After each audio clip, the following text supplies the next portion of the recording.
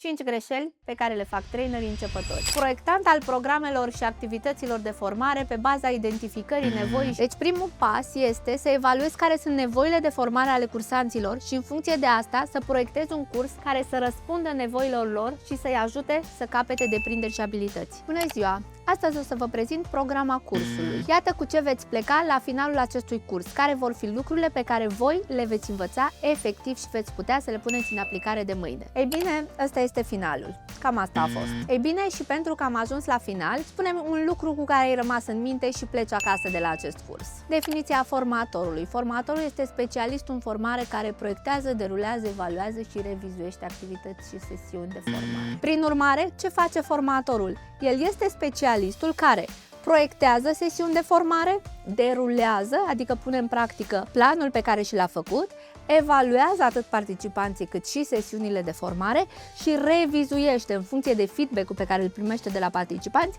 își revizuiește cursurile și planurile de învățare. Revenim la întrebări la final, o să vă rog să vă țineți întrebarea. Mulțumesc, este o întrebare foarte bună și aș vrea să lămurim acum pentru că răspunsul va fi de folos tuturor.